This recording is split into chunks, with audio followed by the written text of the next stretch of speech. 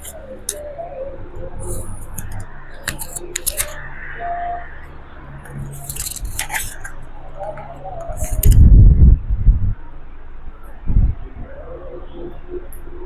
हिंद मेरे प्यारे साथियों, क्या हाल है आप लोगों का।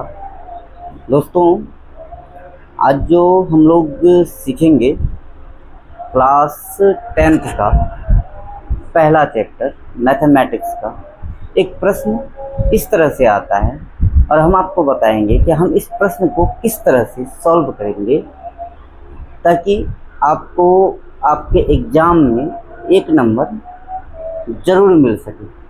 और आई होप अगर आप हमारी इस वीडियो को देखते हैं तो आपको यहाँ पर जो है एक नंबर अवश्य मिलेगा, क्योंकि हमने पिछले कई वर्षों का बिहार बोर्ड के मैथमेटिक्स का क्वेश्चन को देखा है क्लास 10th का, और इसमें से मैंने इस क्वेश्चन को बार बार देखा है। इस तरह के जो पैटर्न पर जो क्वेश्चन आते हैं वो बार बार आते हैं। दोस्तों, अभी हम बता रहे हैं कि हमें किस तरह से मैथ को बनाना है और वह कौन सा मैथ है। चलिए हम शुरू करते हैं। दोस्तों, आपके सामने जो है मैथ आ जाता है 0.73 और यहाँ 3 पर क्या है, रैकरिंग है। इसे आप 0.73 और 3 पर आप बार भी इसे बोल सकते हैं। दोस्तों, अगर हम इसे सॉल्व करने के लिए जाते हैं तो इसका अर्थ यह हो जाता है, क्या ये जो 3 पर बार का मतलब क्या होता है कि यह प्रत्येक बार रिपीट कर रहा है। क्या कर रहा है? ये रिपीट हो रहा है, अर्थात 0.7333 डॉट डॉट डॉट। कहने का अर्थ यह है दोस्तों कि जिस पर बार होता है वह बार बार क्या होता है, रिपीट होता है, और जिस पर बार नहीं होता है वह रिपीट नहीं होता है।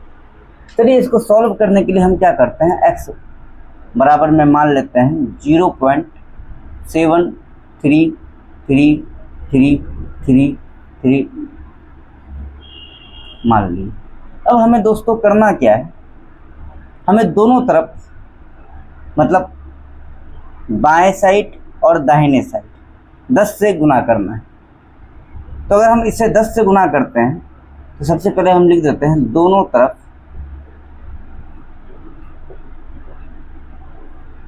10 से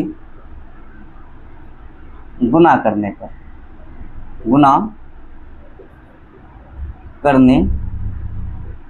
पर अब जब हम दोनों तरफ 10 से गुना करेंगे तो हमारा ये आ जाएगा 10x और ये आ जाएगा हमारा 7.3333।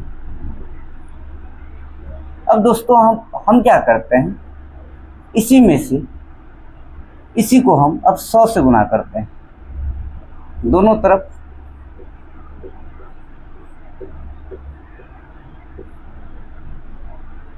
100 से गुना करने हैं। सबसे पहले इसे समीकरण 1 मान लीजिए, इसे समीकरण 2 मान लीजिए। दोनों तरफ समीकरण 1 को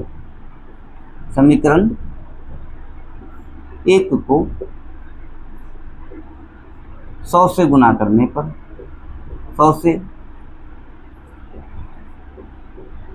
गुना करने पर दोस्तों जब हम इसको 100 से गुना करते हैं तो अर्थात ये हो जाता है कि 100x इज इक्वल टू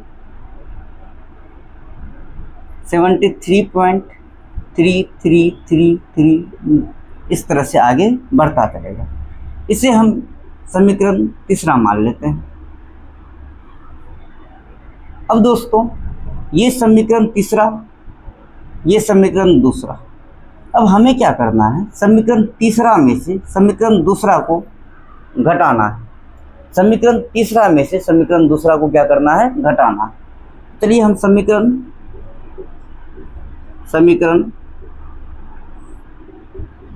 3 में से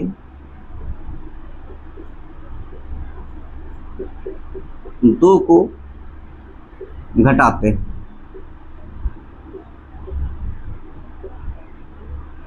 अब जब हम समीकरण 3 में से 2 को घटाते हैं, अर्थात 100x इज इक्वल टू है आपका 73.3333 एंड सो ऑन, और घटाना किसे है, 10x को घटाना है, और अर्थात इसका क्या है 7.333, इसी तरह से आगे जाएगा।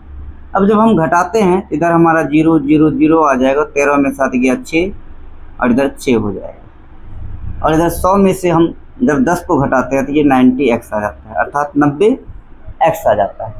दोस्तों अब ये जो है 90x बराबर हम लिख सकते हैं 66, और अगर हम x बराबर लिखते हैं तो ये 66 बट्टा में 90 आता है, 66 बट्टा में 90 आता है। अब आप इसे इसका और भी छोटा रूप कर सकते हैं। अगर हम 3 से काटते हैं, 3 22 66 हो जाता है और 3 3 90 हो जाता है। अगर हम फिर इसको छोटा करते हैं तो ये 11 और ये अर्थात 15 हो जाता है, तो अर्थात इसका मतलब हो गया 11 बट्टा में 15। ये आपका आंसर था। ये प्रश्न हमने कई बार के प्रश्नों में देखा है कि इसी तरह के प्रश्न क्या होता है, रिपीट होकर के आते हैं, खास करके ऑब्जेक्टिव में। लेकिन दोस्तों अब मैं आपको ये बताने जा रहा हूँ कि अगर आप ऑब्जेक्टिव में करेंगे और इसी एक सवाल को करने में इतना टाइम लगाएंगे तो कम से कम आपका 3 से 4 मिनट लग ही जाएगा। अब इसे शॉर्ट में हम कैसे करेंगे, अब हम उसे देखते हैं। दोस्तों अब हमें इसे शॉर्ट में करना है, तो आप जैसे देख रहे हैं क्वेश्चन हमारा है 0.73 पर रेकरिंग, अर्थात इसका मतलब क्या होता है 0.7333। लेकिन हमें इतना नहीं करना है, हमें क्या करना है दोस्तों, ये कितना लिखा होगा, ये 73 लिखा हुआ है। कितना लिखा हुआ है 73। अब जिसके ऊपर पे बार नहीं है उसे आप घटा दीजिए, घटा दिए। जिनके ऊपर पे बार है उसके बदले में 9 लिख दीजिए, जिनके ऊपर पे बार नहीं उसके बदले में 0 लिख दीजिए। जब हम घटाते हैं तो 13 में 7 गया 6, 66, 66 बट्टा में 90 आ जाता है। और जब हम इसे शॉर्ट करेंगे तो ये हमारा 11 बट्टा में 15 आएगा। ये रहा आपका सवाल का जवाब। तो आप देख सकते हैं इसे बनाने में मुझे भी कितना लग गया, 3 से 4 मिनट लग गया, लेकिन इसे बनाने में लगभग में 30 सेकेंड का टाइम मात्र लगता है। चलिए अब इसी तरह के रिगार्डिंग एक और क्वेश्चन को हम देखते हैं कि अगर हम 0.59 पर बार लिख देते हैं, इसका अर्थ क्या हो जाता है, करना कैसे है, इसे 59 लिखना है, जिस पे बार नहीं उसको घटा देना है, जिसके ऊपर बार है उसके बदले में 9 लिखना है, जिसके ऊपर बार नहीं उसके बदले में 0 लिखना है। अब 59 में से 5 जाएगा तो ये हो जाएगा 54 अपॉन में 90 हो जाता है। जब आप इससे काटिएगा तो 18 3 54, 18 5 90, अर्थात ये 3 बट्टा में 5 आ जाता है। तो ये आपका आंसर है। आई होप आपको यह मैथ समझ में आ गया होगा। अगर आपको हमारी वीडियो अच्छी लगती है तो लाइक कीजिएगा, शेयर कीजिएगा और बेल आइकन को दबाना ना भूलें, ताकि इसी तरह के वीडियो हम आपके सामने में लाते रहेंगे और क्लास 10th को हम बिल्कुल से इजी बना देंगे। दोस्तों फिर मिलते हैं अगले किसी वीडियो में। Bye bye and take care.